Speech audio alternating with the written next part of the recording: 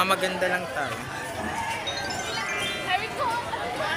Hi, so magpa-flag ceremony na po kami. So, kami pa naatasan. Nakakabilib. Andito po yung mga magalilid. Erika. Tatlong lalaki magtataas lang ng flag. Hindi kayo maaawa. Mark. Maglilid po kami ng access. Ang taba ng mukha ko po niya. Kinakabahan ako kasi first time ko lang maglilid. And oh my gosh, sana hindi mabulo. Taba ako sa video. Guys, ito po yung president namin. Hindi. Laganan ka? ng paaralan. Tutuparin ko ang tungkulin ng isang mamamayang makabayan naglilingkod.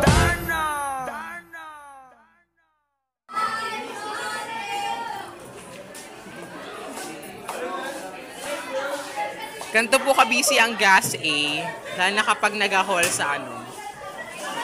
Hi Surya! Hi Surya! May utang ka pa! Hi Jazz! Hindi naman siya naka-video. We're very busy. Kasi nag-ano kami nung roleplay namin sa oral communication. Mga walang practice, kaya nagpa-practice kayong may 20 minutes break time. Ganito po talaga ang buhay ng gas A. Char. Dekeri naman yan. Ano naman si Joy. Ang gwapo ko. Parang ang gwapo ko today. Okay. Practice na po tayo, Mr. Roman. May kamukha ako sa ano, Dragon Ball Z. Char.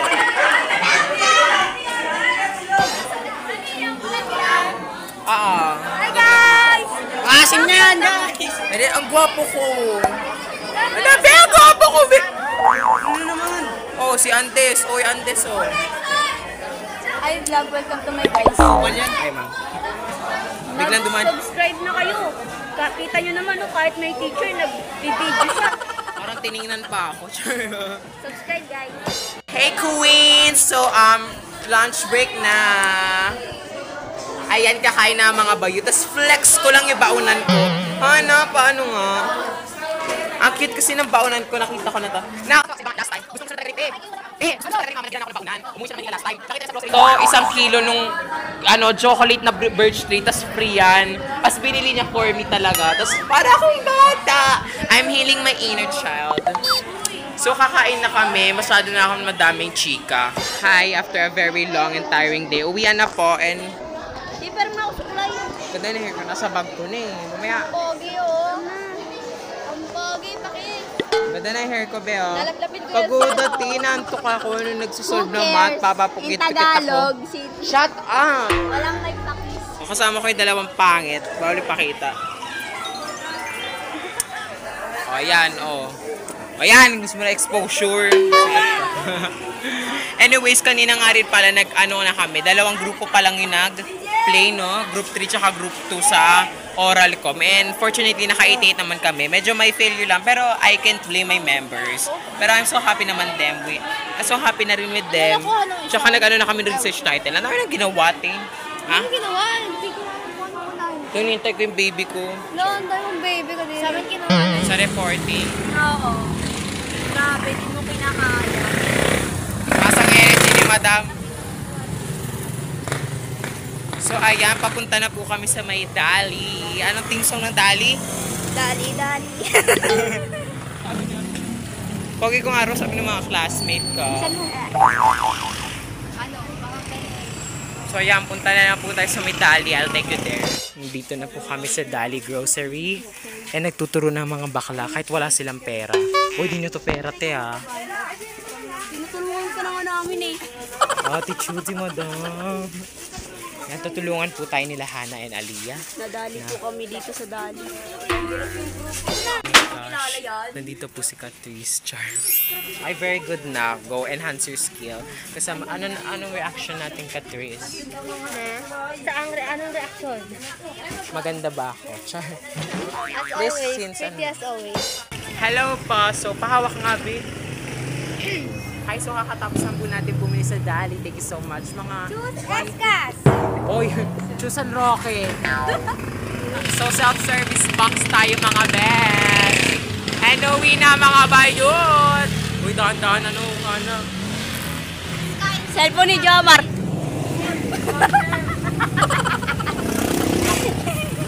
Baka lang snatcher si Hana. It's a prank!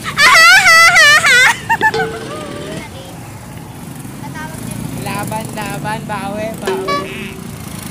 Pera, Pera! Para sa mga mukhang pera. Dahil hindi mo pinili ang kahon ng laman nito ay... Bakya! Wawawin na lahat.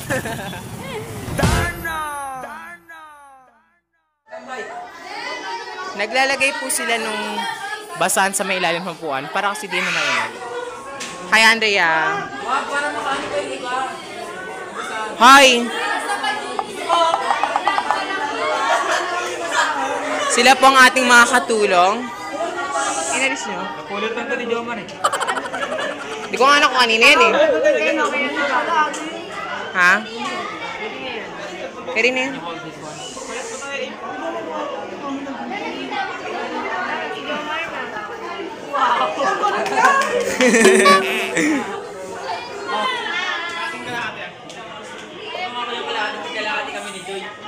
Magpaypay ka na lang, Besh. So, maayos na po ang mga upuan namin dito sa classroom. So, hindi siya magagawa ng tunog kapag nitula. Unless yung iba, ang ingay pa rin. Anyways, kanina nga lumabas kami. Hindi ako nakapag-vlog. Kasi nagkaroon ng parents meeting. Yes! First general parents meeting. And gumala lang kami. Ito naman, nakailam na kayo sa video ko. Asawa ko rin yan. Baby ko yan. Medyo ano lang. Gagawa ko. So, ayan, medyo happy naman na. Nalagyan na ng basahan yung upuan ko. Thank you so much po sa ating helpers, kila Pasyon at Bini. Mananahimik na lang tayo hanggang mag-uwian. Hoy, winatakbo na yan! Hoy, si Benedict, tsaka si Clarice. Hindi siya naka-face mask ngayon. Hi. Nasama ko na nga kayo eh. For the vlog. Hi. Kasi nakaraan din, di ba, nag-video? I'm Mild Essence. Sige, mag-introduce yourself ka, Day. Sige, I'm Mild Essence. Ano ba introduce yourself? Hindi sa akin ano. Again. Wala ka na dito ah. Baka may magpatulpo sa akin. Sabihin na. Bawal mambash! Hi, I'm Mild Essence. I'm live in, Antipolo, dito sa Rizal. Bakit? Prinsesa! Ang pinakamabait dito sa loob. Kaya kung masay na dito na kayo sa gasting. Pag nakita mo ako, di ka ma-stress. Guys, this is our school cat. Yes. School cat po namin ito. Pinangalan ko yung Cream O. Hi, Cream O! Baby! Gusto ko lang siya gawin ng... Baby, ang cute mo!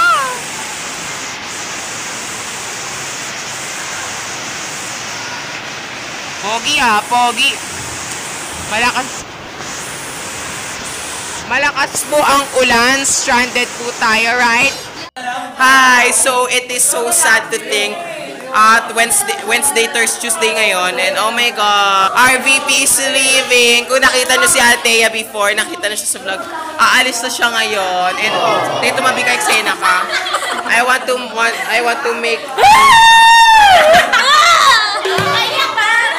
Tapos ang assignment mo, picturean mo.